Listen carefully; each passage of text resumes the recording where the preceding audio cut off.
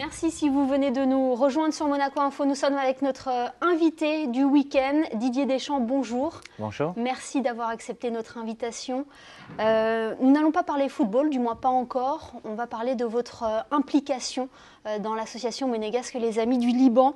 Vous êtes le parrain de l'association depuis plusieurs années déjà. Tout d'abord, qu'est-ce qui vous a amené à soutenir cette association monégasque ? C'est sa présidente, Boubou, que j'ai rencontrée. Et puis à partir du moment où j'ai toujours été sensible à la cause des enfants, même si toutes les associations sont belles et méritent d'être défendues et aidées. Voilà, je me suis associé, je suis devenu le parrain de l'association il y a un peu plus de 10 ans et je continue d'être avec Boubou et tous les gens de l'association pour faire en sorte d'améliorer le quotidien des enfants. C'est justement la motivation de Boubou Bouheri, de la présidente de l'association des Amis du Liban, qui vous fait vous impliquer. Chaque année, vous êtes là pour le Noël de l'association et j'imagine que vous avez été sollicité de toutes parts pour soutenir des associations. Qu'est-ce qui a fait la différence ? C'est la relation qu'on a, la relation d'amitié que l'on a, on se connaît.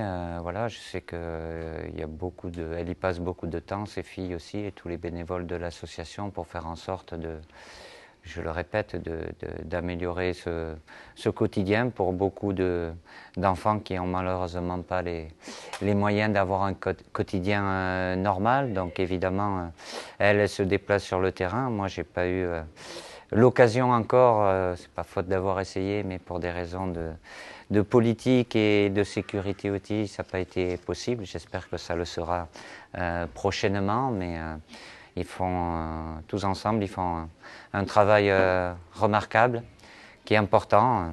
On n'est pas là pour résoudre tous les problèmes, mais de venir en aide, surtout par les temps qui courent, c'est toujours difficile. Et en cette période de Noël, c'est quelque chose de très important d'avoir des enfants qui ont le sourire, il n'y a rien de plus beau.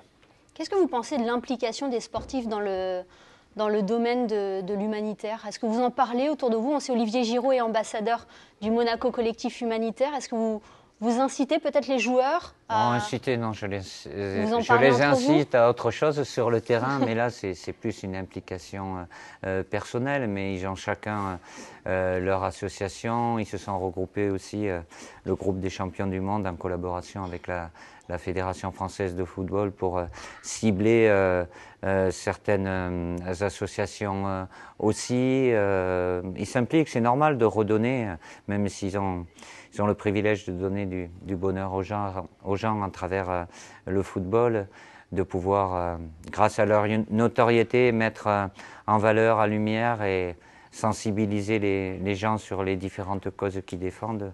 Ça me semble quelque chose de tout à fait naturel et ça fait ressortir évidemment le côté humain de tous ces joueurs, même si ce sont des grands champions, ce sont aussi des êtres humains, pour certains des papas comme Olivier Giroud. Donc bien évidemment, ils s'impliquent à tour de rôle quand ils ont du temps. C'est vrai qu'ils sont très pris, mais je suis sûr et je suis convaincu que c'est quelque chose qui leur tient à cœur. Vous êtes également beaucoup pris, j'imagine, avec votre poste de sélectionneur de l'équipe de France, mais vous êtes encore là aujourd'hui.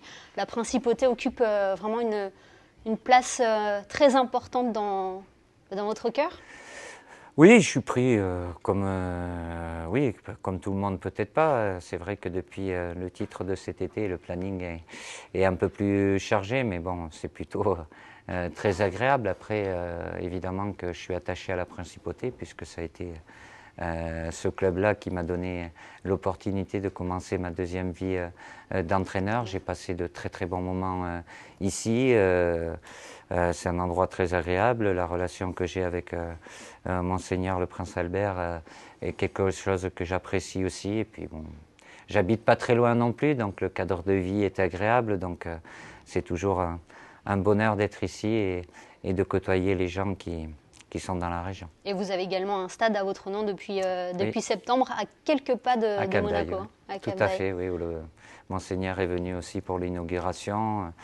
J'ai été pas mal sollicité pour que je puisse donner mon nom, mais j'en ai un qui me semble logique, c'est chez moi où je suis né à Bayonne, et ici à Cap d'Aille parce que je suis résident depuis un peu plus de 10 ans, voilà, je ne me vois pas donner mon nom à différents stades dans toutes les régions de France. Donc je l'ai fait pour ces deux cas-là bien précis. J'en suis très fier et c'est surtout par rapport toujours aux jeunes qui iront sur ce stade pour pouvoir s'amuser, prendre du plaisir et pourquoi pas demain que leur passion devienne leur métier.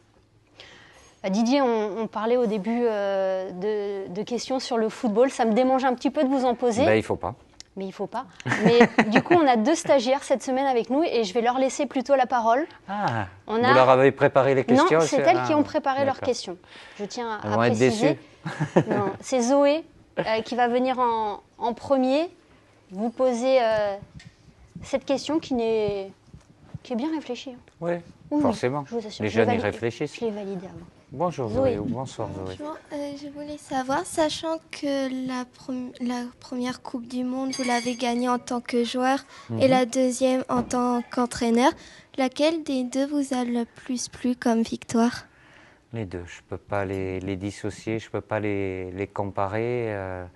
Il y a 2 différences importantes, c'est que la première, tu n'étais pas né, comme beaucoup d'autres de ton âge, ça s'est déroulé en France, donc on était dans notre pays, donc évidemment là on était en Russie, on s'est rendu compte de la joie et du bonheur des Français que lorsqu'on est rentré après la finale, et puis parce que j'avais pas la même fonction, quand on est joueur, on est sur les terrains, on est acteur, là en tant que sélectionneur on est sur le banc, donc c'est pas la même chose, il n'y a pas la même dépense d'énergie, mais je peux te rassurer, le bonheur c'est le même, et il est aussi merveilleux, aussi important dans les 2 cas. D'accord, merci. Et du coup, Victorine, elle aussi a...